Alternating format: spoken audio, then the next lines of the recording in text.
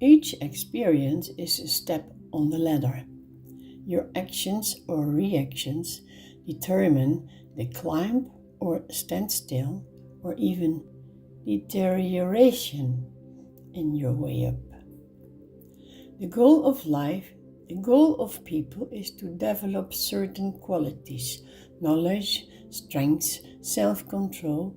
By this you will be protected by a strong aura, and negative influences don't have effect to pull your thoughts downward. If you work tirelessly, you will develop wisdom and love, and you become pure. To achieve this, you must go through the depths of your own soul. This causes suffering and pain. Thoughts, feelings, actions, longings, impulses, plans and prayers emanating from people spread out in all directions. Life that spreads through space can be absorbed on every random place in the universe. And you attract currents that match your vibration. If you are not pure enough, you come in contact with other impure entities who influence you, and so you are stuck on lower realms.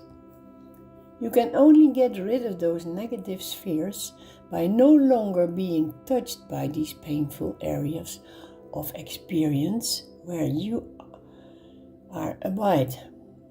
For instance, when something fails again and again, it is the effect of such negative sphere. You can react negative, and so you keep on attracting those vibes.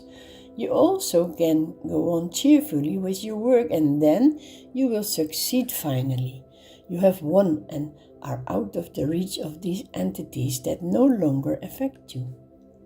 Experience your growth as a beautiful gift to rise above yourself. The true life is breathless, sighing to the source of oneness from where it emerged. With your good intentions, you can handle everything. You can carry the burden of all people, everything you think of, if you don't lack goodwill. Wanting to act as soon as you can and really have done it have the same value for God. God is and stays to be the living light, and where God is with his light, no darkness can remain. Even the blackest cloud is depending on that light. All that lives and breathes will be so enlightened that any distinction between light and darkness fades. There is something with you cannot touch with your mind, something great, sublime, and as long as you persistently keep trying to get there, you won't succeed. Because you are thinking, and that thinking is just getting in the way. Without thinking, there is room for that beauty. How to stop thoughts? By not listening, not paying attention. Let them flow, then they make way for the beauty that is hidden behind. Don't listen with your head, listen with your heart, your body, your totality, and let this settle in your nature. In listening hides a miracle. For someone who is fully alive, there is no experience. Then the mind is clear, sharp, unspoiled. If you really don't care if you were hurt, jealous, or humiliated yesterday, there is no feeling of time. Time is experience. Memories and desires involve the concept of time, the time structure built up by thought. When there is time, there is a middle point from which you experience. As long as there is this midpoint, a midpoint is a state of determination which reacts on every happening, and we call this I. And as long as there is this midpoint, there is a moment. When the mind does not think for a moment, but is only aware in stillness, then you notice the presence of something very beautiful, creative, an energy, a vitality with an extraordinary power, the higher self. I is a state of determination, the sum of all happenings and experiences from which you think you are the owner. It is past, it is over. You can safely let go the memory of the experience, for you are now the whole of all your experiences. The reason of that experience is no longer useful. The world is an appearance that has effect on you. Only the effect is of value, not the entity that accepts the fact. It is not personal. You see a cloud, you hear a river flowing, without an opinion about it. Likewise, you can hear conversations and regard happenings without judgment, without terms or conditions from the past. Live now. To understand, you must be free of the effort of wanting to understand, because then there is an entity separated of the concept. There must be an effortless situation of understanding, and this situation arises by itself if there is no effort to get it. No one is pushing it, and no one is pushing, and it will be done. When every form of conflict is taken away, an energy comes up. Conflict by itself creates certain energy that comes from reaction, resistance, and suppression, contradiction. Conflict must disappear totally to let this other energy be born. If you see what influence or authority means, if you understand what the state of determination consists of, then a state of just being arises, and in that state you find beauty, spirit, love, a state that surpasses all experiences. When there is resistance, or if one tries to understand, there is no attention, no awareness. The mind is too preoccupied, too much effort. When the mind is totally empty of its contents, an extraordinary energy will be felt. Conflict destroys clear insight, and only from clear insight can this energy be released. Conflicts contain problems, and problems waste mental energy and hinder clarity of perception. We are unsatisfied about who we are and create an image of how we should be, and so there is division, contradiction, an escape from what is to how it should be. To live fully, the mind must be emptied of all concepts so it can live from moment to moment. See the fact of what is without interpreting that fact. When we live without thinking how life should be, without reaction, which brings a biased idea, we see that this is the only way to live. Thinking is a state of determination of our memory, knowledge from the past. To see facts without reaction means that we look without participation of the mind. When our background reacts, we say that we are thinking, but it is our background that creates the conflict. When your attention is focused on the understanding of the conflict, there is no goal and no disappointed ambition. By living without purpose, the mind gets to know itself. Then you will discover that the mind is emptied of all conflict. And out of that emptiness, energy arises. Mental energy, alive from moment to moment, from day to day. Then there is inner peace. The energy no longer looks for experiences and makes itself felt. It goes beyond all experiences. The spirit is totally alive, awake. Time lost its meaning, and only such a spirit can understand what goes beyond words, symbols, beyond all thinking. God is not found by effort, by contradictions, only when the mind is emptied of every form of idea formation. In that emptiness is great beauty. Thinking is a reaction of our memory. Thinking is always limited, determined by the past, and therefore can never bring freedom. For the thinking mind, it is not possible to imagine or include what is true, what is free.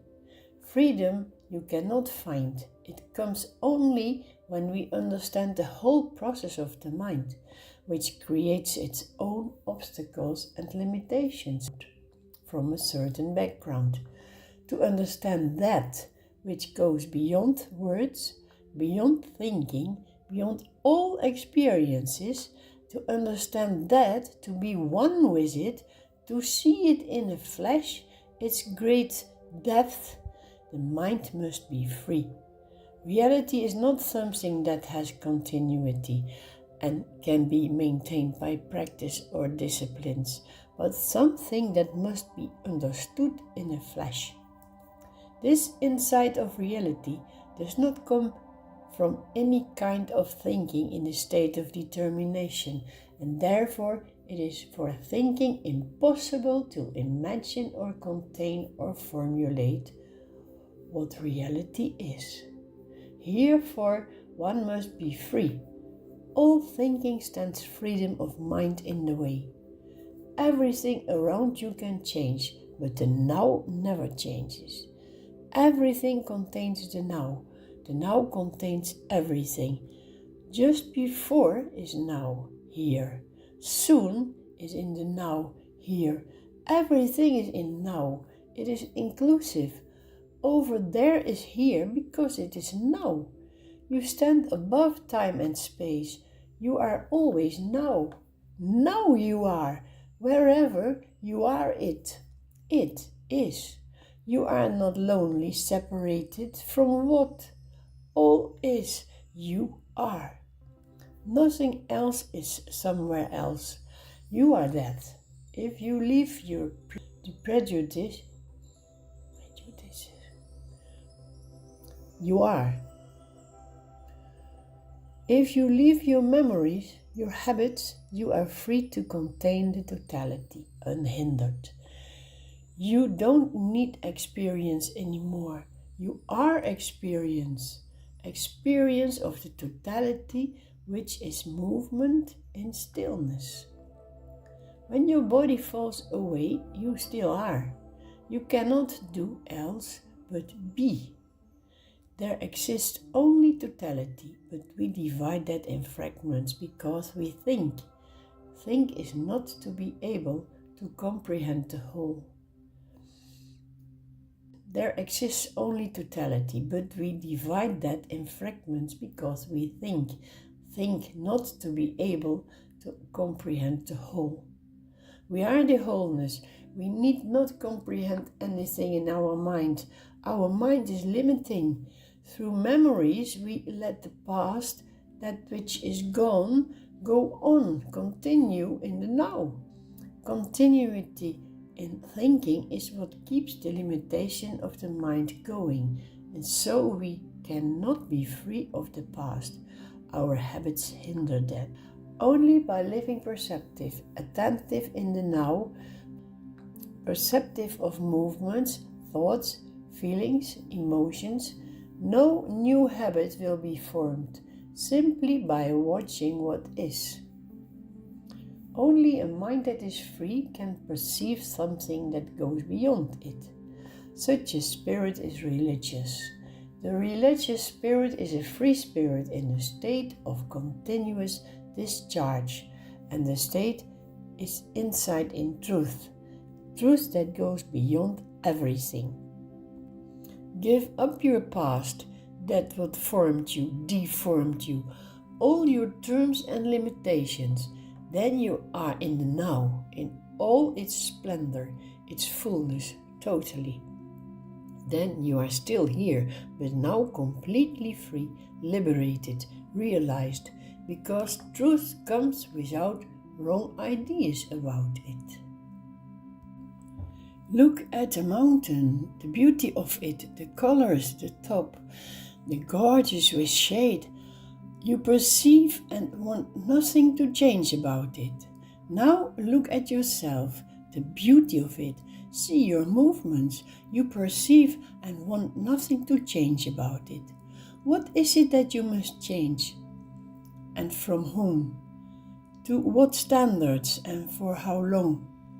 Is the other from you should change free itself? As soon as you look at the mountain or at yourself and say, "Oh, how beautiful," you already stopped looking by your description. You already turned yourself away. If you really look, your mind comes to rest because you no longer judge. You interpret that what you saw no longer in terms of comparisons. You just look. If you can look at yourself this way, you'll see that all unconscious habits and the influences that determine your being deform to one single thing, which you destroyed completely by understanding. One of our habits is to divide life in fragments. Why? You cannot create a harmonious whole by joining fragments together. Because we don't know the whole process of ourselves, we divide life in separated pieces, whereby we perpetuate conflict and misery. Only from self-knowledge comes fullness, a feeling of completeness. The past is an accumulation of knowledge which condemns us to judge. Overboard with it, maturity meant breaking the bond with the past. We are more than a bundle of rules, regulations, and words. The mind can be totally free without going through the passing of time. That is only possible when there is full attention, an awareness of every thought, every word, every action. Then the mind is attentive without the barrier of words, without interpretation, justification, or reaction. Such a spirit is a light to itself. You must know yourself, conscious as well as unaware, to discover if there exists a reality, yes or no, which goes beyond imagination. To discover what is true, the mind must be clear. Everything you know is only what others have told you. Everything must be thrown overboard, which means you have no more fear of public opinion, and you must know what it's like to be alone. To know yourself is to be without motive. That's the beauty of self-knowledge.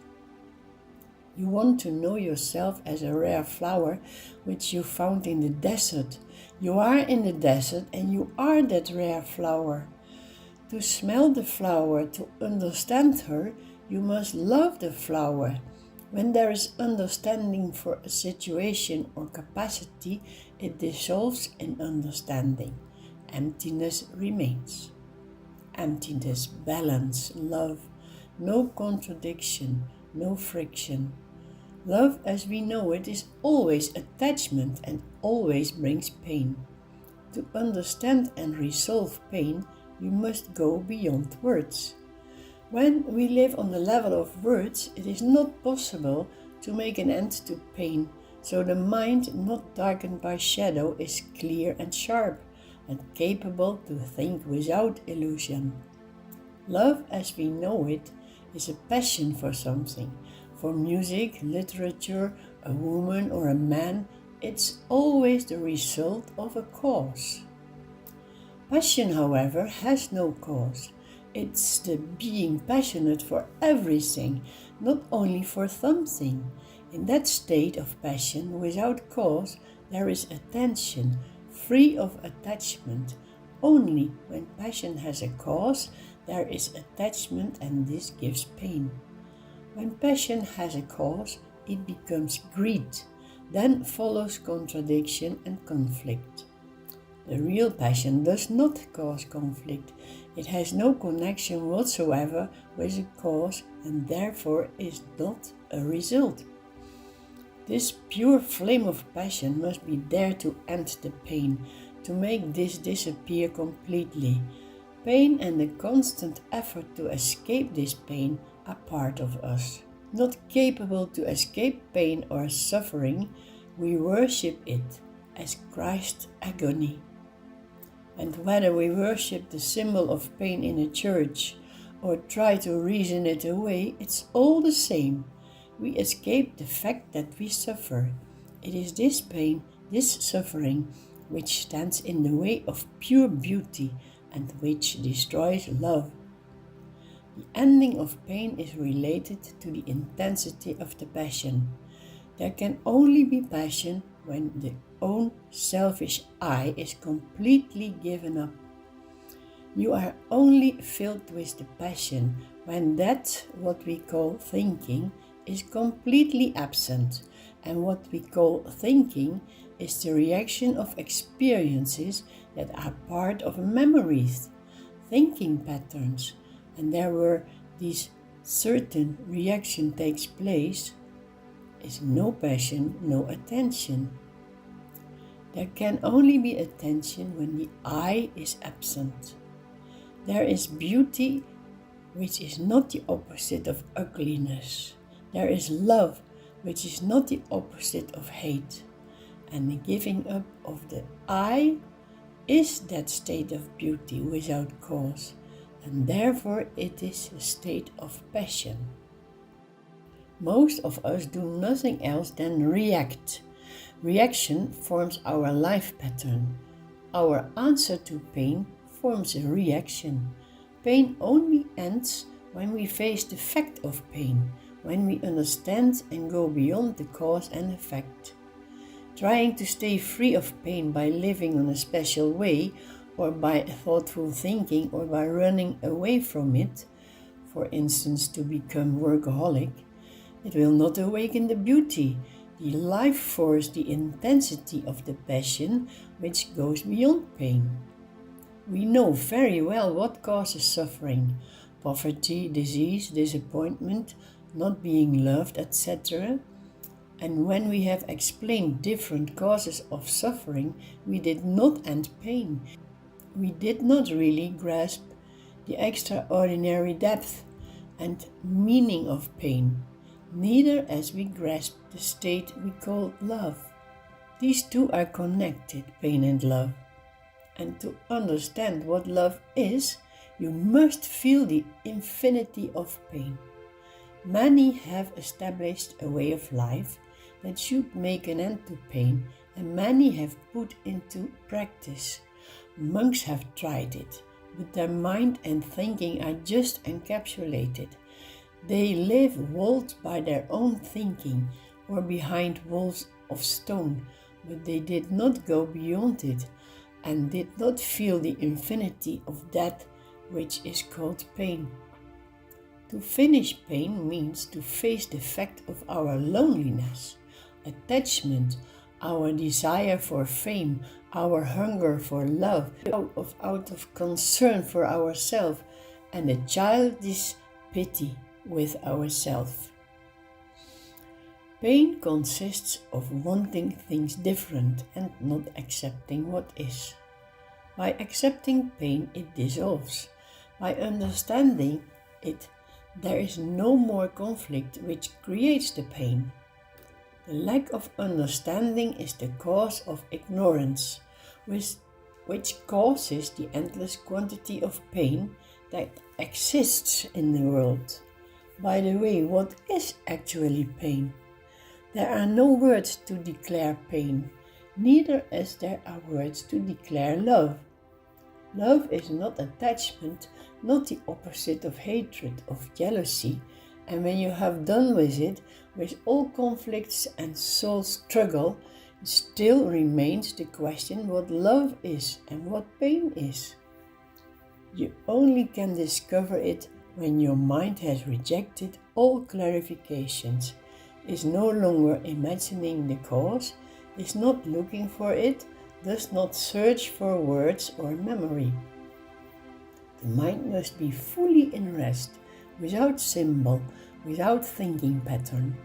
And then you will discover, or will arise, that state in which that what we call love, that what we call pain, that what we call death are the same. There is no longer separation between love, pain and death, and there where there exists no separation is beauty. But to understand, to be in that state of soul delight, there must be that passion which arises by completely giving up yourself. Every being that says he is happy here on earth does not know what happiness is, for you cannot be happy in earthly terms. That person pushes unconsciously or consciously away all that hinders. No one is happy here, because everything is constantly subject to change, so happiness is also not permanent. Only he who knows the secret of the soul knows the true lasting love, and does not speak about it. He who understood the universe remains silent. Man is an instrument of his mind, of thoughts. The busier, the more pain, or escaping it. Building pleasures artificial is not lasting. The peace lies in the silence of the mind, which does not mean you must sit still. To experience stillness in full bustle shows real knowing. Passion or tense attention cannot be cultivated. Only when you really have turned inside, you shall know what it is. It only comes when the I is stopped, when every sense of my house, my property, my husband or wife, my children is left behind. My pain, good without the ego, is God. Good without ego. Good without mine is God. To delve into the why of this nasty confusion affair of existence, to delve yourself passionately into it, means that you cannot be captive to your relatives. Who loves me follows me. What does suffering mean? Suffering means you think about yourself. That is the true fact. As long as you think of that, of your own little I, wanting people will love you and frightened that they will not love you, you of course will get that which you call suffering. For instance, when you want to be famous and you are not, it's obvious that you suffer. We scream for attention, but why does every being in need seek it from another being in need? For we all suffer and can never find a solution for the suffering by passing this suffering to another.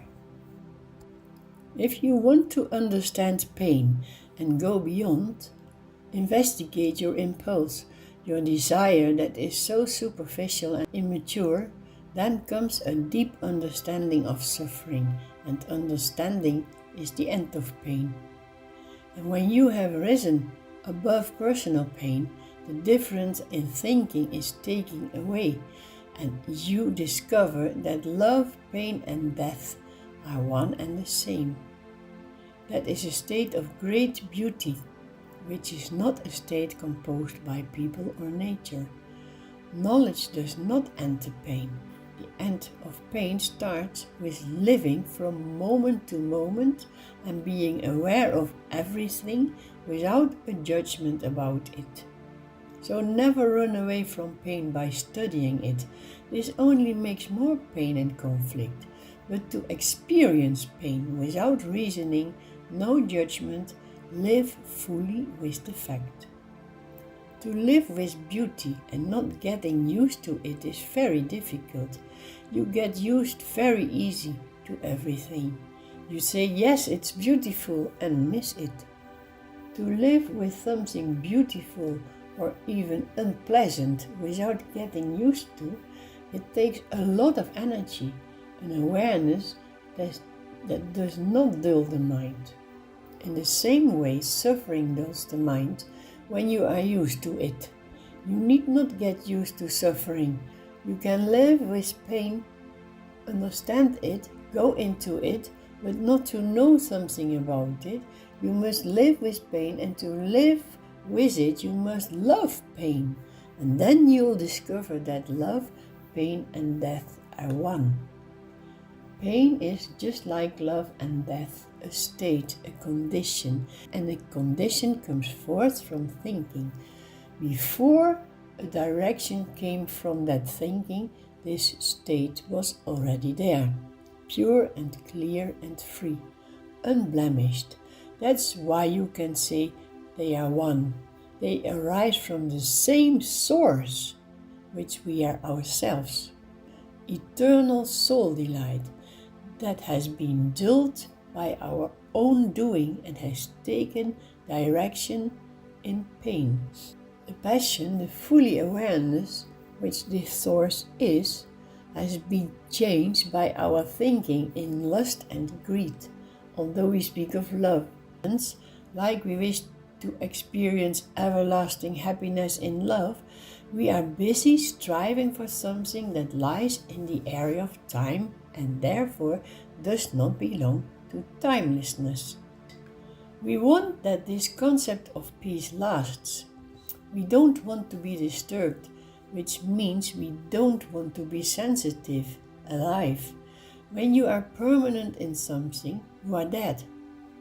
As long as we live in time, we are subject to change.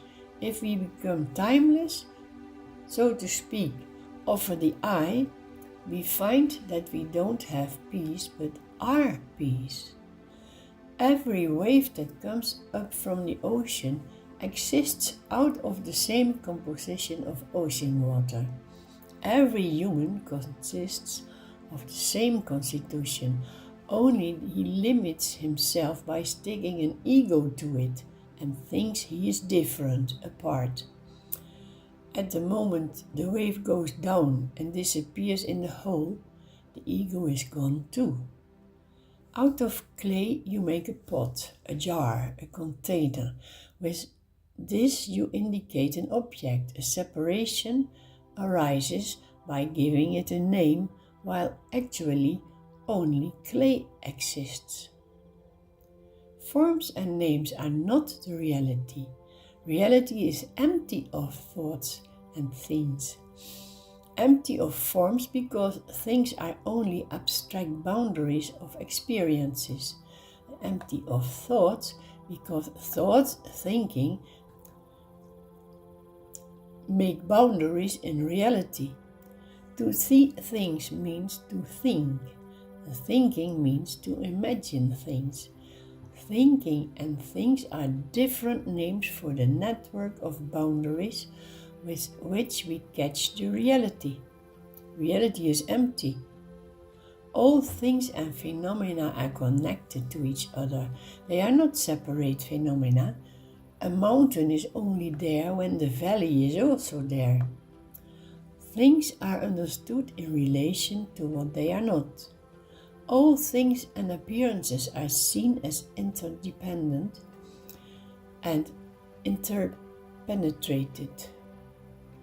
Do you ever see one single thing, one separated thing, one wave, one tree? You see structures of trees with skies and grass with soil and waves with sand and stones and sky with clouds. So for the direct conscious there are no borders. You can focus mentally on one thing and act as if you are only aware of that one thing. That is to concentrate or set a limit in your consciousness. You don't see separate things but make them up.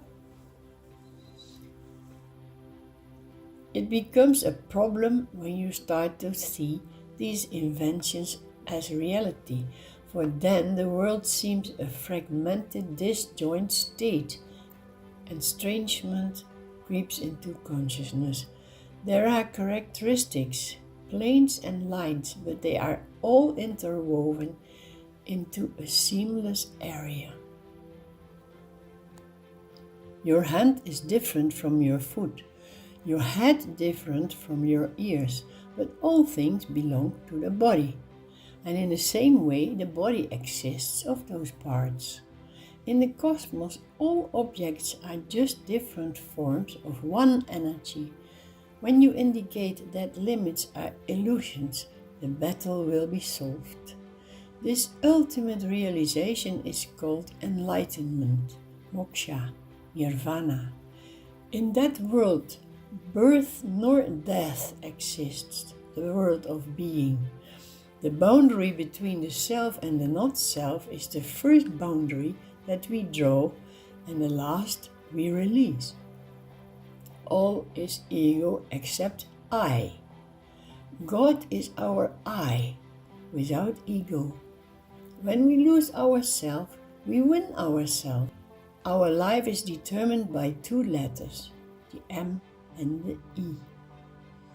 As winner I lost and as loser I won. To find peace, we must understand the state of mind which is free of the known. Such a mind is completely free, and only for such a spirit there is the emergence of that extraordinary something called creation. The mind that has certainty is still captured in the known, and you must be totally free from the known to grasp the unknown, namely death. Life to us is conflict, suffering. It contains an ongoing battle, a passing joy, a great quantity of tension and stress, a background of memories which react to every challenge and from which the reaction is always insufficient. There is fulfillment and the pain of not fulfillment. There is greed, envy, anger, hatred, misery. There is so-called love, the flame in the midst of smoke of attachment, dependency, jealousy, the boredom of everyday attempt in our relationship to each other, the ever-present hidden influence of fear. That is our life, and we wish that this life continues. Our life from day to day has become a habit. It lacks depth. Our life forms a closed circle from hope to despair. This is all we know, and when death comes, we are afraid to leave this which we know, this insignificant life of ours. That's the reason why there is such a conflict between life and death. Life in all its meaninglessness is the known, our pride, jealousy, our greed. Death is the end of the life of the known, and what matters is to renounce the life of the known. We must cut it at the root, but without motive, for just that motive gives durability, and therefore the extraordinary depth of death is not experienced. Most of us reach the end of existence with fear. We don't die with a feeling of happiness, carefree, and with a good grace. We are in a state of despair, but important is to renounce all this, and then we discover that the mind is in a state where it starts to free itself from all that it knows. Then we can understand the endlessness and creative power of death. The mind dies of all his insignificant, pathetic concerns, and only when there is an end there can be a new beginning. The love to be is the motivation of each creature to continue with activities in the world. It is of the congenital nature of the species. The identification of each species with its own species gave rise to the idea of other. and this being other is the cause of pleasure and pain. Love to be is self-love. Who does not love himself? Because man sees himself as a person, he suffers from pain and experiences pleasure. Only in the state of consciousness is no happiness or misfortune. This is only experienced on the level of body, thinking and feeling. That personal state must be transcended. Good and bad, birth and death are ideas that have to do with personal. They are ideas. Why does a person not feel his own happiness? We don't allow it. The thoughts in us pull it away. Body consciousness takes over. 99% of what we do is for ourselves, and there is no self. Words create duality, and as soon as we begin to talk, duality takes place. As long as we long for something or someone, we stay separated from it because it is seen as separated. Thinking separates. In reality, everything arises now from the same source. You are one and the same cause, in silence and peace, without mind or thinking, spontaneous, in love, in peace, now. There is again and again the now, the original impulse, without ulterior motive, secondary thought, direction or shape. All that is that, in all its simplicity, no thought patterns, without obligation, totally empty and all-embracing, encompassing, comprehensive and inconclusive. Every moment is a new creation, every breath is a new creation, and without breathing, new moments still come, because energy never stops existing. Only the reaction on the experience stops. The experience stays, with or without breathing. If we are not yet capable of understanding this, the body keeps creating itself to find understanding by means of reactions on your experience. After all, you are the sum of the experiences. Be aware of yourself, that's enough. Your reaction becomes action, and action is nothing else but love, the original source. Who lives like that does not live anymore. You do not live the life, but live the love. You don't think that all this knowing would stop at death. All this effort to reach this through the ages, gained with pain and effort, the sum of all experience will certainly not disappear. You become crystal clear after the limitations of the mind, and there is no I stuck anymore. Without thoughts we are love, and with thoughts we are fear, afraid to lose that love. And just by that fear we lose it. Man, poor you. It is precisely through all lives that wisdom is revealed.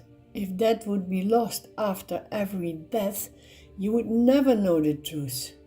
That which we call thinking gives a feeling of continuity to the mind. But your mind must come in a state without reaction to happenings, in a state of I don't know, without looking for or wanting an answer, which is the state of freedom of the known. That is, that the mind is no longer building at itself to become something. Then all feeling of continuation has ended. The mind is then in a state of not knowing. It is complete empty, and only then there is death, a timeless creation, the immeasurable God. God is not a still image, otherwise he would be dead. God is creation again and again. God is our mind at standstill, in rest. Receive these words, this meaning, but do not let thought speak. Take this wisdom in your being, impassionate. You cannot start applying what you know, for then you have a purpose and your mind is in between. You only can let happen what happens and do not react.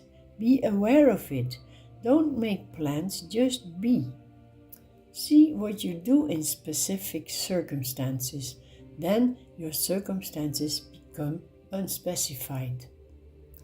When there is a flash of understanding, it does no longer form a reaction on your background. On that moment, the background remains completely silent. When the background does not remain still, there is no understanding, because you interpret what you hear or see in terms of the old. The flash of understanding has no duration, is not permanent. Durability belongs to the background of experiences and knowledge, which respond forever to challenges. The flash of understanding only happens in a spirit that is very ready, and where there is no flash, the spirit is still ready. Such a spirit is completely awake, aware. And to be aware, choiceless, be aware of every turn of thinking and feeling, perceiving all that is going on, this is much more important than waiting for the flash of understanding. Being aware is liberating. There is movement around us and we move along, but our mind is at rest. See what you do, but don't think about it anymore. Your I must be left out. When you feel happy and glad, you are, as soon as you notice you are happy, not happy anymore. As soon as you identify with happiness, happiness stops. You want continuation and are distracted. When there are desires or fear and grief, it is the result, a signal of presence of the I. We are looking at the matter incorrectly. It is imposed on us by society, obliges us to search for happiness in that society, while we are happiness itself. Look at the child that doesn't know anything about rules, terms and conditions determined from the outside. It's just plain happy from itself. Then society comes that awakens greed, and with it the ego. It is replaced by artificiality, which of course is never sufficient. We long for happiness, and to long for something means that it is not sufficient for us to live day by day in a perfect way. We long for the feeling to accomplish something. That's why we set a goal which must give deeper meaning to life. Our daily life has only little meaning for us. That's why we project an ideal from which we expect that it will give meaning to life. That really doesn't work, because that which we project is created out of ourselves. What matters is not to have a goal, but that we see if our daily life in itself has a meaning. If you observe your own nature, you no longer provide a breeding ground in which problems can take root. As soon as you no longer expect results from your efforts, it lags behind and you are back in the source of being, the effortless condition. Man searches activities to be happy and to find himself there. Happiness, however, is in the center of himself. The way out of yourself you find in yourself. In the state between deep sleep and waking up, a dream image rises. Likewise, everything from the higher consciousness is reached out to you in meditation. with which you can uplift your mind and thoughts and actions in daytime. The first you are aware of when waking up is I. You cannot indicate your highest self or emptiness or God with a name, for as soon as you give it a name, it gets a certain heaviness, it becomes limited. The deepest self is boundless, limitless. There is no name for it. It is. This reality is aware of the three states of consciousness: waking, dreaming, sleeping. This highest being lives inside the individual but is not limited to the individual. You can never find this absolute witness. It's not knowable as object because it is every object. You cannot feel it because it is everything that is felt. You cannot be aware of it because it is all awareness. This real self inside is actually the world outside and vice versa. Subject and object, inside and outside, are one. There is no border. The world is your body, and that from which you look is the same as that where you look at. The now is the only that knows no end. The now stays indestructible. In this current moment is neither past nor future. The great liberation, the entrance to our own higher consciousness, is the only gate that is nowhere else to find than in the now. Eternity cannot be found tomorrow, not in 5 minutes, not in 2 seconds. It is already always there, now. There is no other reality than the present now. Every moment makes memories, and they are timeless, so every moment is timeless. We wander through yesterday and dream of tomorrow and bind us with the tormenting change of times. Waste our energy with memories and expectations, and we deprive the reality of the living presence, make it into a present that lasts only a few seconds, a pale shadow of the eternal present. We hope that the future will bring that what we miss in the present. All our problems are related to time. Our worries always concern the past or the future. We regret the actions from the past and fear the results in the future.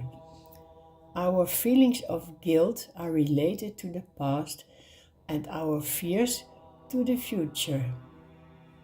Strictly in the present there are no fundamental problems, for there is no time, so there doesn't exist such a thing as a present problem. It is always related to an old feeling of guilt or a future fear. Each feeling of guilt is being lost in the past. Every feeling of fear is being lost in the future. Past and future do not exist. They are sham products of a symbolic border that seems to divide eternity in yesterday, opposite tomorrow, before, opposite after. We divide eternity, the everlasting. If that would be possible, there would be a beginning and an end to it. You cannot crumble the totality. As a mirror contains its environment, you include the cosmos. Your true self has no limit. We think that our little self has experience inside of the world outside. But our self inside is entirely composed out of memories, so out of the world. If someone asks, "Who are you?" you start to dig in your memories to facts of what you have done yesterday, felt, seen, achieved. Even the fact that you exist now as a separated entity is based on memories. If you look at yourself clearly, you see nothing but memories. The memories, however, are not separated from the now moment. You are nothing else than memory. The memory seems to be an experience from the past, and therefore the observer seems to be outside of the now. The observer is the memory. When the memory seems to differ from the now, then the observer feels himself different from the now. The reverse is also true. When memories are seen as present experiences, you see that the self can't be separated from the present. Yourself, which is only memories, becomes only another present experience. It is not something that has another experience. When the past is observed in the present, you as observer also are observed in the present. You are no longer next to this moment because there is no place outside this moment. The limits of this moment dissolve. It is freed from the contradiction past versus future. Therefore, you can stand nowhere else than in the timeless now and nowhere else than in eternity. The unity consciousness, the timeless unity consciousness, is the natural state of man. The ego is an unnatural limitation, curtailment, restriction, and narrowing of someone's true self, of unlimited consciousness. The ego brings damage to life, to itself. The impression arises that by drawing a line, man leaves his original self and imagines he lives as a separated organism. And this is exactly the creation, the establishment of the total organism, the world. This first boundary splits the unity organism surrounding in self and not self and creates the distinction organism versus surrounding, or the I against the world out there. All subsequent boundaries are based on this first foundation.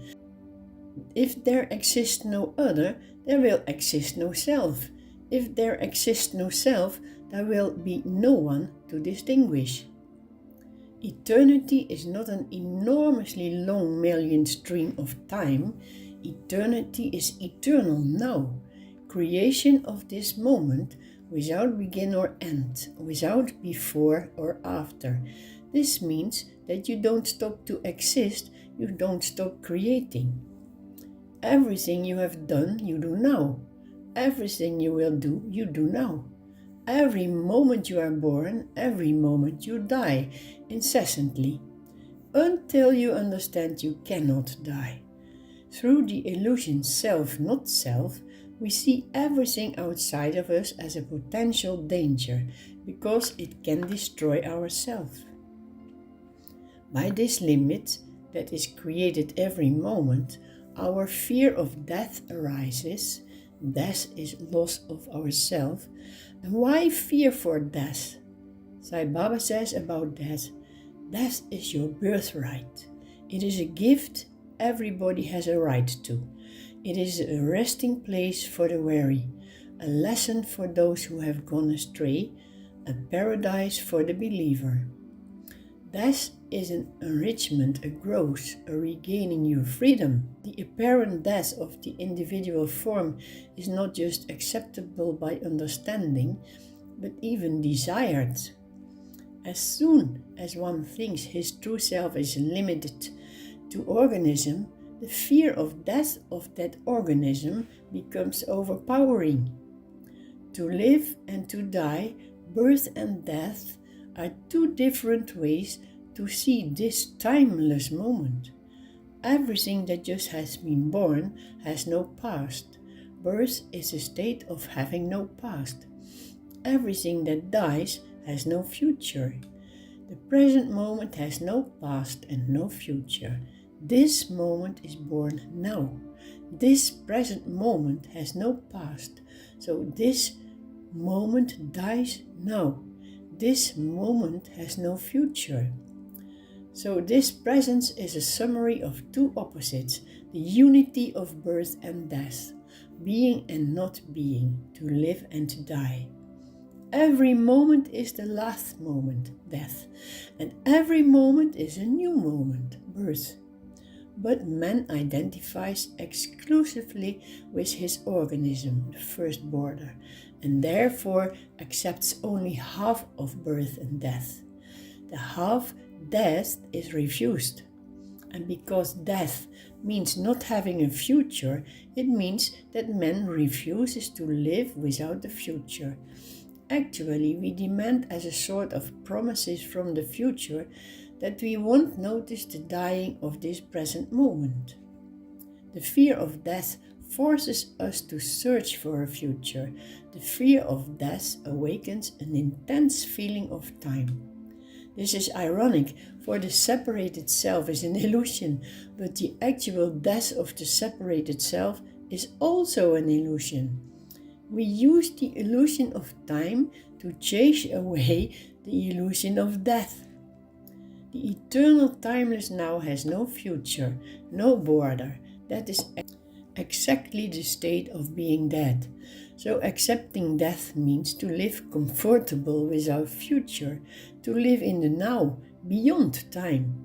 But because we refuse to live without future, without time, surviving becomes our hope, time our most precious property, and the future our only goal. Time, finally the source of our problems, will become our imaginative salvation. We plunge into time until our time has come, and once again we stand, just like in the beginning, face to face with the core of the separated self, death. Because we demand a future, we live each moment full of expectations and with unfilled desires. We experience each moment in passing. We pretend to avoid death, but our whole life we spend our energy at this process which cannot be won. We not only want this now, we want another now and another. So our presence becomes a fleeting presence, precisely because it can pass into another moment, a future moment, that on its turn also only exists to pass.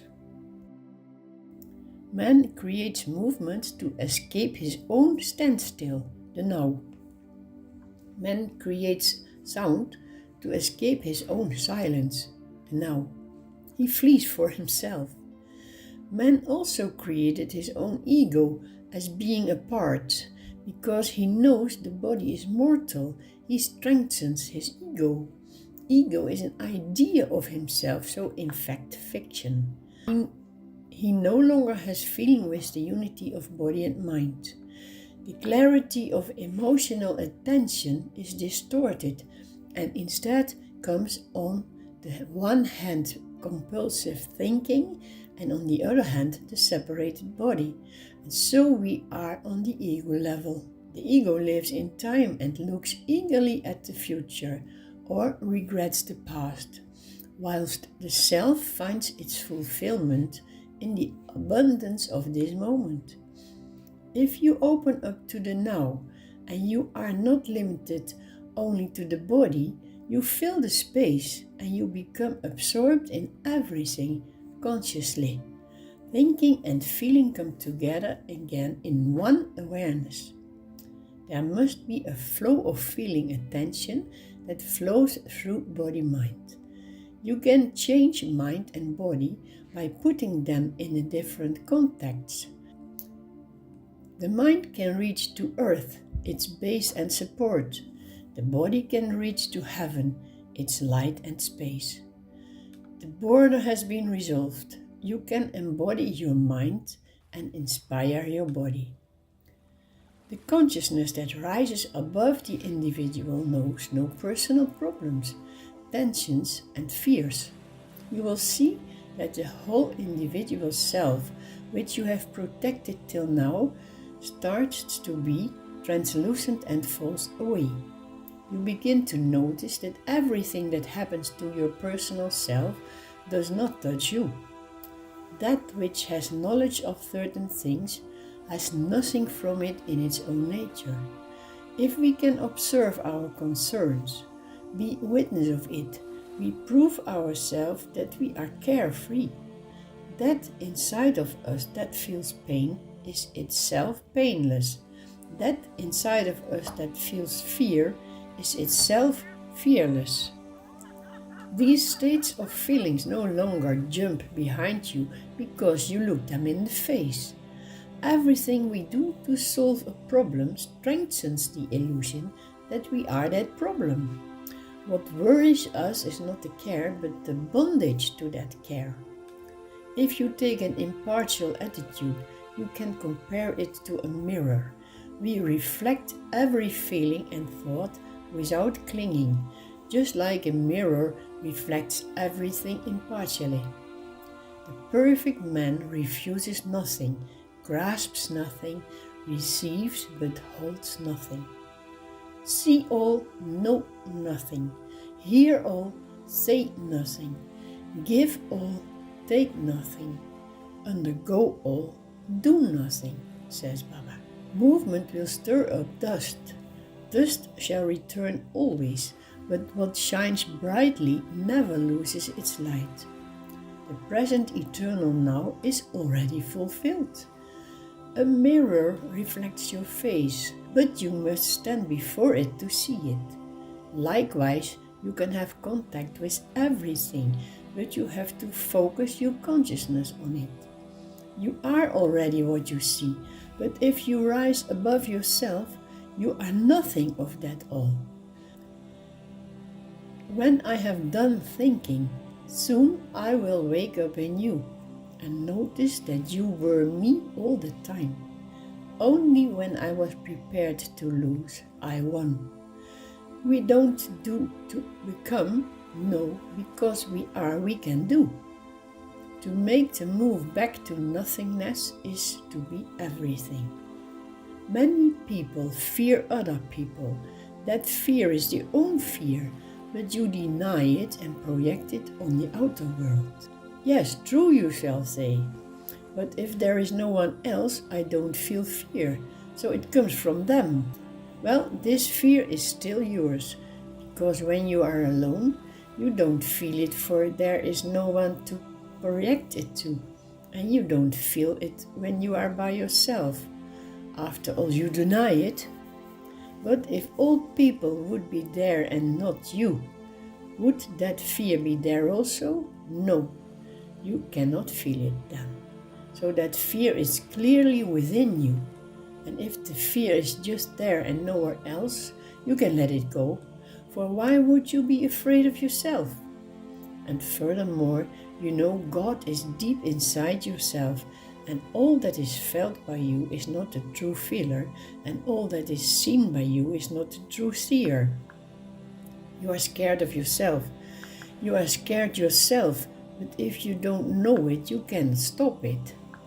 You make your own fear and you don't want to admit, and you will also defend your own suffering. If you begin to see this, you will slowly reduce your resistance and no longer suppress your own feelings. By concentrating on the now, you destroy your ego, because ego is founded on time, the constant looking at future and past, and it will shrivel in the light of the now consciousness. So you concentrate on the timeless now and destroy resistance, the movement away from the present. If your resistance would not be destroyed, you would not even suspect that you had it, and unaware go on with it and sabotage every growth. If you don't focus your attention outwards, it focuses inwards and becomes stronger and stronger. In there you see that attention. Love is total and not just about yourself. Inside yourself, everything is to be found what you look for outside and think you need it and think to miss it. You are not lonely because you see no one. You are lonely because you see everyone. When people meet, the connection is short because the meeting is short of duration. But if the meeting stops to exist, the experience remains.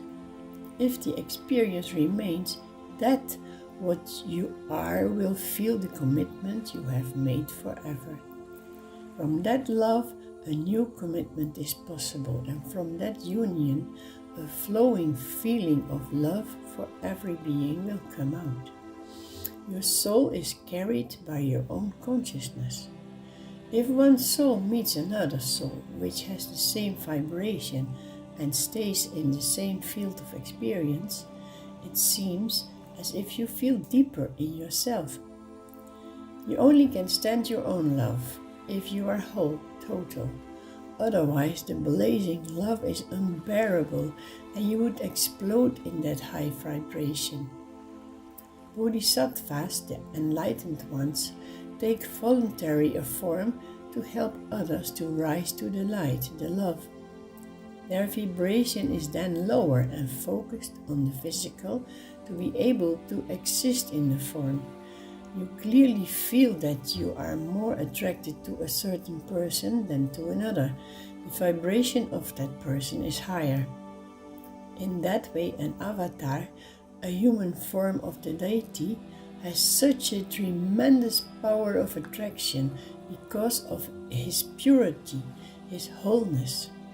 Divine love is, and human love has. Every time again a return, an expectation to get something back. Real love is original. Its origin is now. Now it arises, now it wells up. Not before, not later, now and again now, continuously. We search it, though, in the following moment and miss the present moment. By thinking that happiness is to be experienced in the following moment, we divide ourselves. It means we are two different things. We are the experience of the now, are not satisfied with it, and hope for the experience later. What we experience now we don't notice, and what we experience later does not yet exist. When it exists, again we are not satisfied with it. By living in the future of happiness, you strengthen the impression that you live outside the now of happiness. And running away is nothing else than moving in time. In fact, it's even creating time, a point of depart from the past from which we walk away, and a point of arrival in the future to where we walk to. Our presence, the now, is diminished by the walking itself. What comes to you does not necessarily need to be in the future. There's only one movement, and it is everywhere. We are all light of one sun. The beam is visible on one place, but not always visible at every place. Deep in the mind is a tremendous deep longing to mental liberation. That mental liberation you can only attain by letting go of the mind, the will.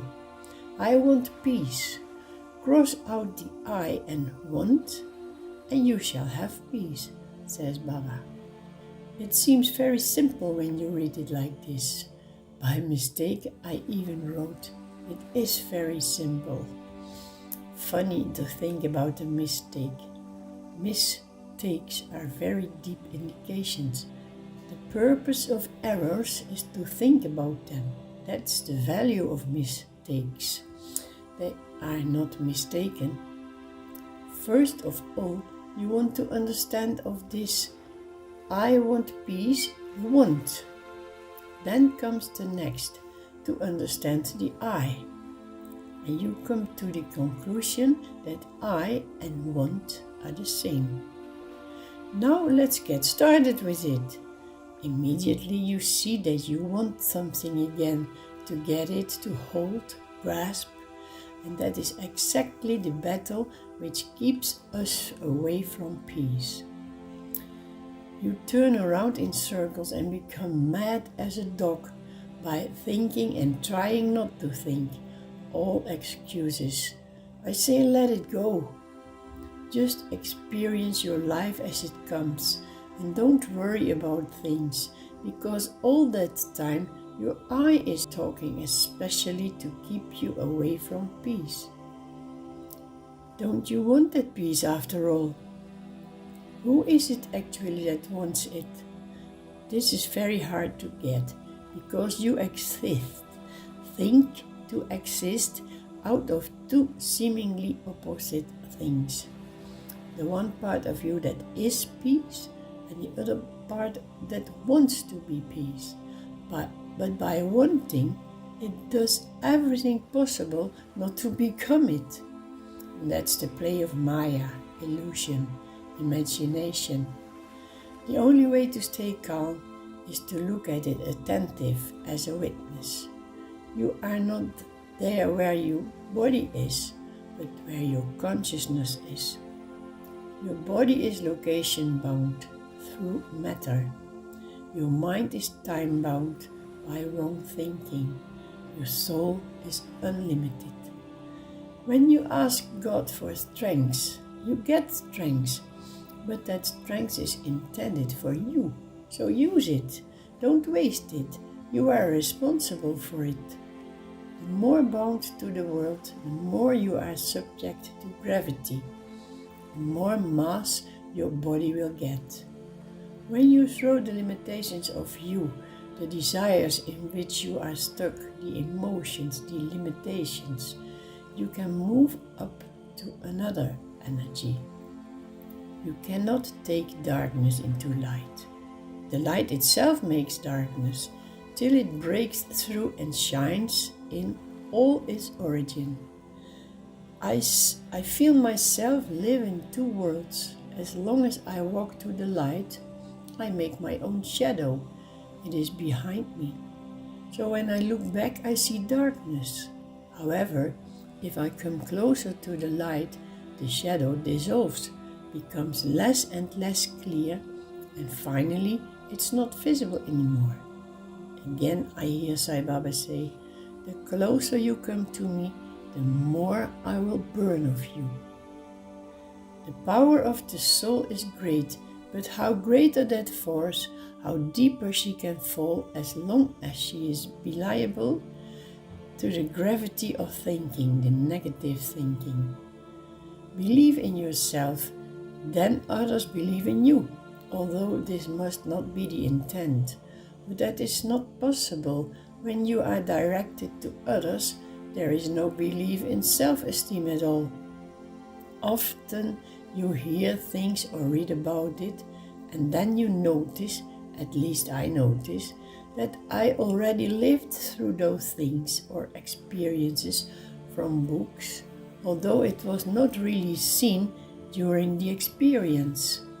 For example, when I was mentally and physically abused years ago in my marriage, I endured that in fear and pain and did not feel worthy enough to resist.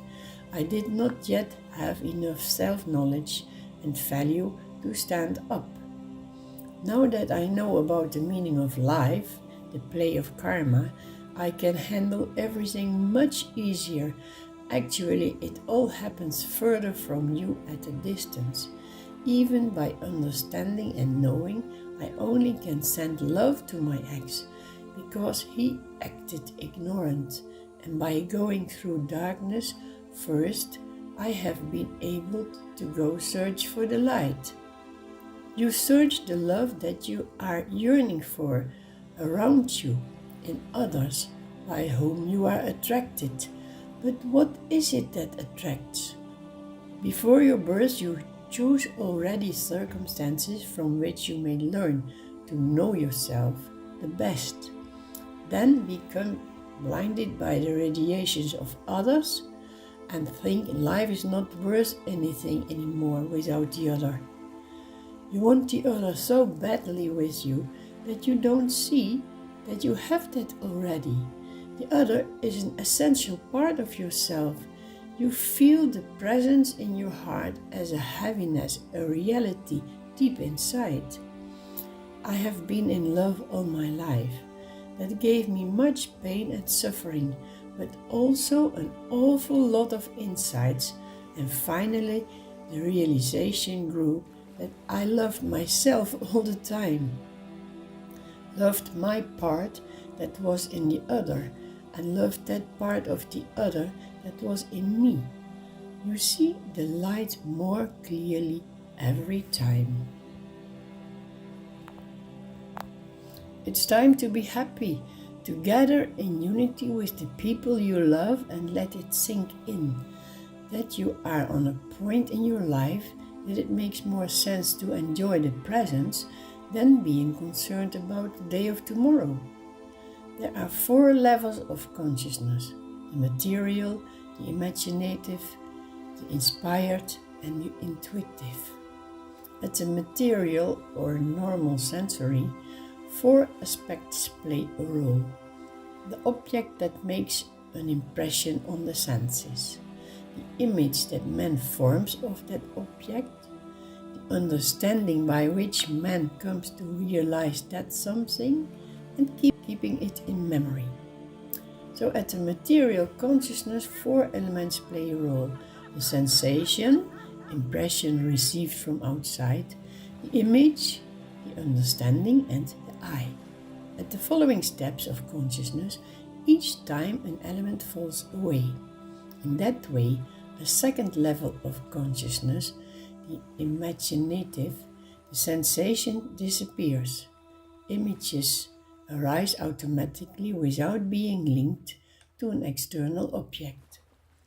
At the third level, the inspiration, the images also fall away and only the understanding and I remain.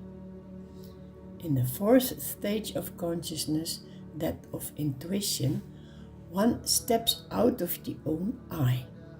This becoming selfless opens the way to merging with the self, the I of other beings.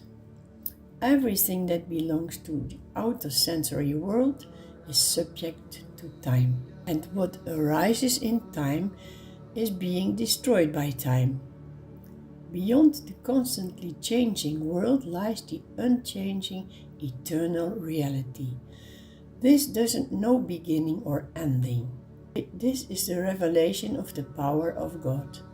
Time therefore has no measurable beginning or end. Time is measured with the senses, and therefore time only exists during life, the physical consciousness. Beyond that, past, present, and future are the same.